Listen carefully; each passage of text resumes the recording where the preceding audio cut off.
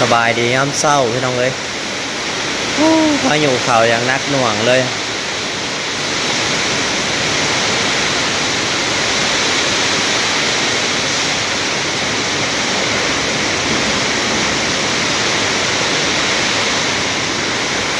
ลมก็แห้งพอลมบ่นี่ป้าตู้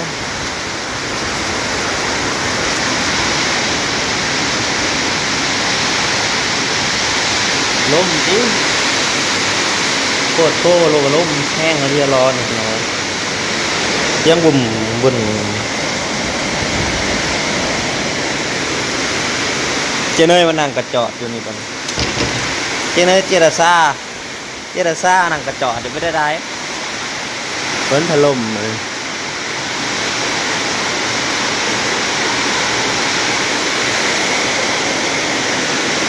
สาเปียกเบิด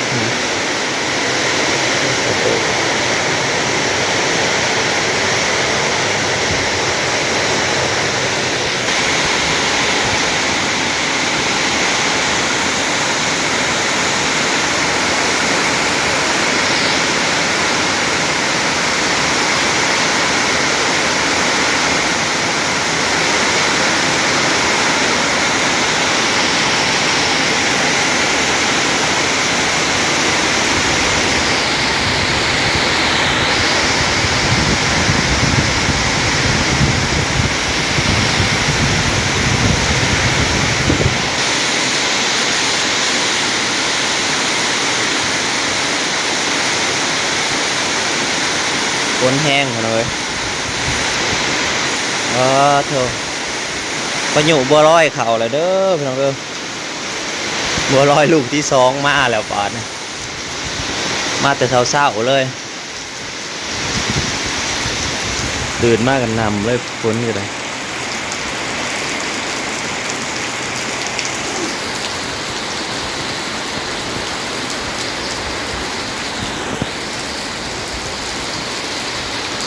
บัวลอย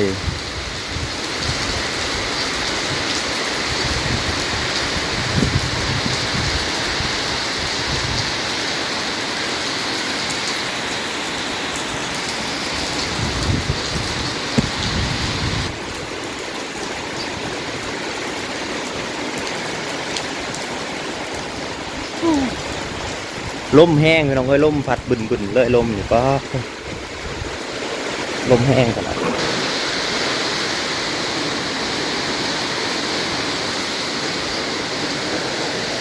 ลมอย่างแห้งเลย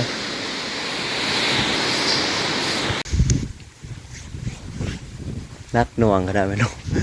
ลมกับพอลมลูกนี่บัวลอยสองโหดยัดอีกหน่อยไปใช่แหละอีกหน่อยกระตาปะพยายามมึงแย่งปะจ่องเด้อ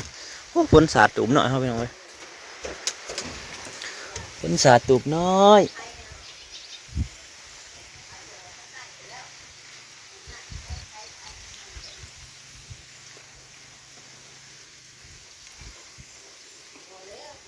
หยุดแล้วฝนก็ได้หยุดก็หยุดไอ้สั่งมาทำงานนะมันแล้วยังบ่หลายอัน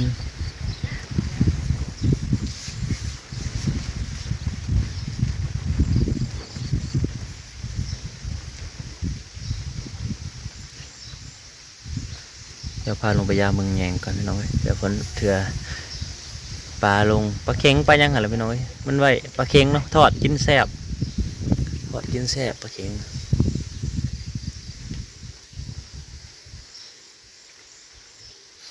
น้องก็เต็มน้องปลอเลย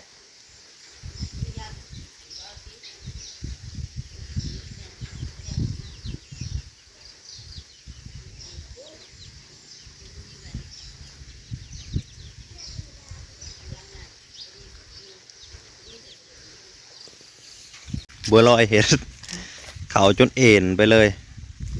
แถวนี้ยังธรรมดาอยู่พี่น้องเพราะว่าจังได้ก็ออกพรรษาจังได้เกี่ยวมันหรือว่าหลังออกพรรษาคุณแต่แถวให้ใหญ่ฮาวตีมันสุกไปเลยเคี้ยวแต่หมากเคี้ยวแต่ใบเท่านั้นหมากมันคือพร้อมเรียบร้อยแล้วแถวนี้ยังปกติอยู่ถือว่าออกพรรษาแล้วเอาพอละ แต่หอยใหญ่เขามันแบบว่าพร้อมบวกแล้ว แ แต่บัวลอยบวกให้พี่น้องบัวลอยมาจัดการน่ะบัวลอยเจ้าเพื่อนยากเหลือได้แค่นั้น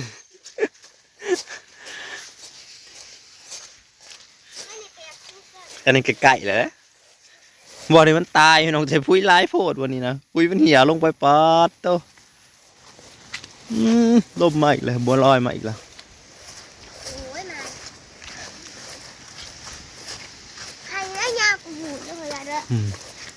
เห็นหมากเห็นหน่วยอยู่พี่น้องไอ้ปีนี่แถวนี้ก็ได้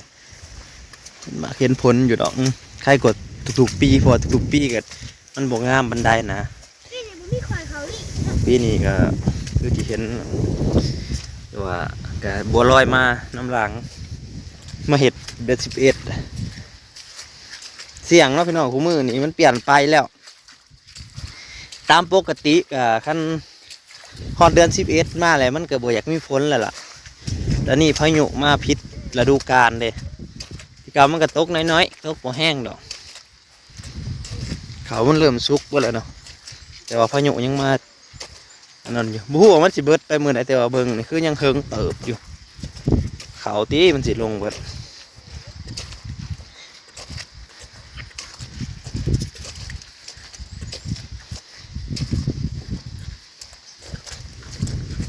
อันนี้ยังว่าหากะออกหากะก้มมันหาแถวนี้โอเคพอดีเลย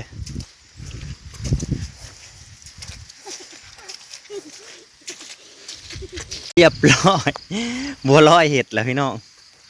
ล่มเป็นเหล่าเลยบัวนี้มันงามแห้งโอ้ยบัวลอยเห็ดเสร็จแล้วเขาล่มบ่ล่ะ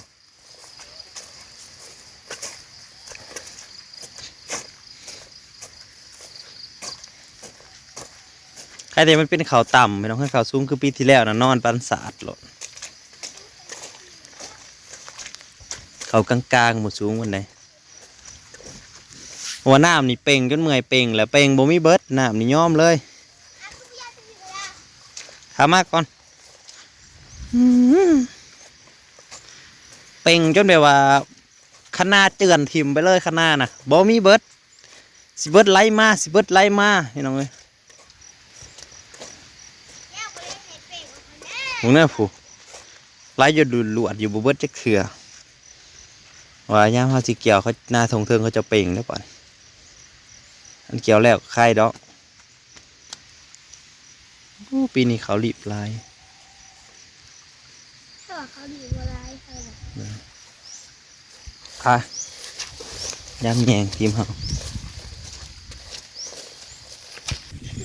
บัวลอยถล่มมึงรู้ผูเขาอ่อนเป็นนี้อันนี้เขาพี่สาวต้องหลีดพี่น้องเขาเจ้าก็เห็นหน้าได้นี่ก็งามเสย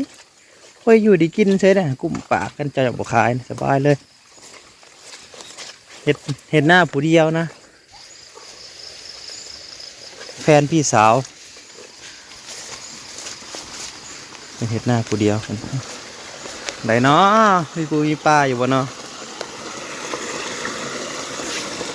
น้ำก็ไหลตลอด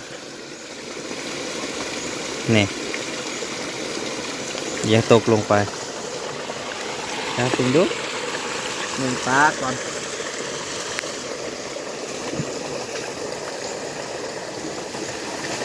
ปลาเด้อปลาเด้อ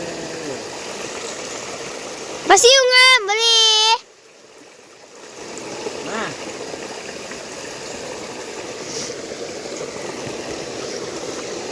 วันได้เห็นงู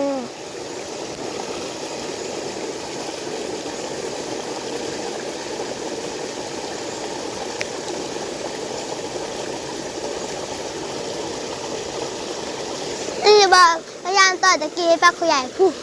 เข้าใช้คิดผู้ปลาขยายผู้ขายขิดคือถอดไปบ้าอีกมาเนี่ยพยายเนาะ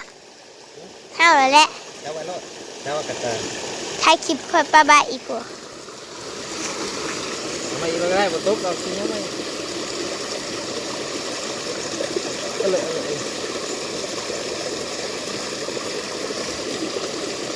แล้วเราก็มาถึงต้นเราแล้ว แล้วก็มาเจอปลาซิวแล้วก็ปลาเข็งนาบอกออกมามีหดงูเอาไปเลยเอางูออก ไหนงูยอดเดือมันจีโอ้โหแค่แจ๊กเลยช่องโตผู้ใดเออไหนหัวเห็ดเหรอโอ้โหช่องโตผู้วะนี่ได้ร้ายเติบได้จับปลาลุง ไปเก่งไปขาวหน่อย ปลาเค็มปลาขาวกับปูหอย เมื่ออะไรพี่น้องเว้ยพายุถล่มพายุถล่ม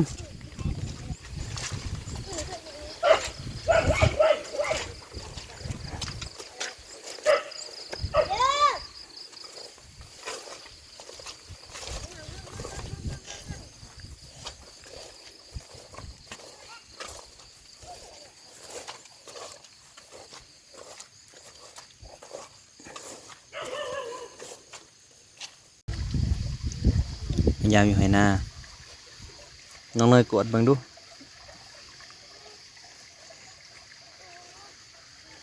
มียังอยู่บ่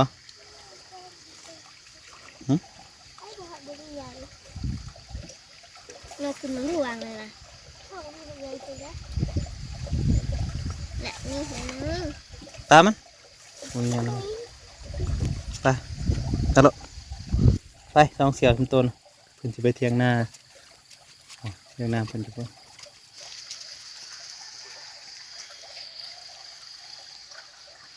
ละ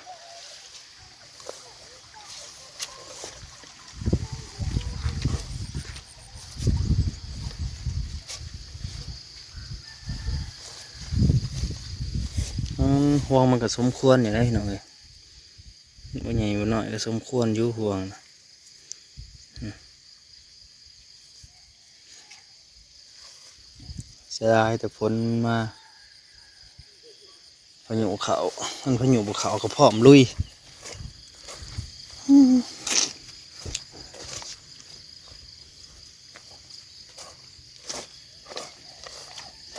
บ่จ้างเพิ่นกับปูวิทย์ได้นี่นะบ่ไปจ้างอีกก็สิขายข้าวอยู่ในเล้าอะไรมาจ้างคนเบิ่งราคาข้าวเพิ่นลงแห้งอะไรราคาข้าวพวก7 บาท8 บาทกันหอดข้าวพอกระเทินน้อยเดียวตักเบิ่งอยู่นี่ยังจักสอบ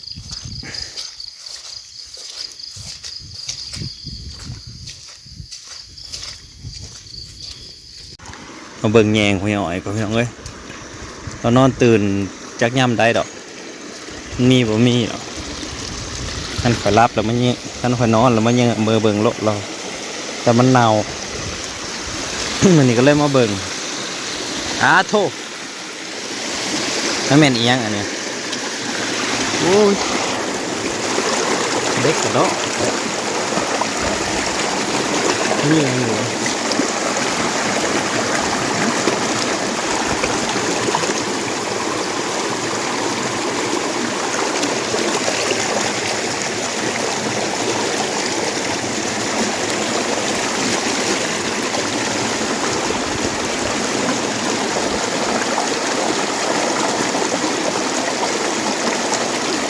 นี่ตะกี้อ่ะเอาไว้ปลามันกระเบิดเลยแหละน้ำหวยนี่มิตะกี้เหนือสไลด์ขอบคุณพี่น้องที่ติดตามรับชมเนาะไว้พอกันใหม่บรรยากาศท้องทุ่งนาเนาะย่ำนี่ก็เป็นตะเบิงอยู่มีต้นไม้สีเขียวป่าสีเขียวเนาะจะได้ก็ขอบคุณกำลังใจเบิร์ดทุกคนที่อยู่ไกลอยู่เหนืออยู่ใต้เนาะที่อยู่ไซก็ขอบคุณเบิร์ดทุกคนที่ซอยพักดันคอยหับส้มคลิปเนาะจะได้ก็ฝากเป็นกำลังใจเด้อพี่น้องเด้อซอยเสียซอยดันไปเรื่อยๆผมมียังตอบแทนพี่น้องนอกจากเขาว่าขอบคุณหลายๆขอบใจหลายๆอยู่ไซก็ได้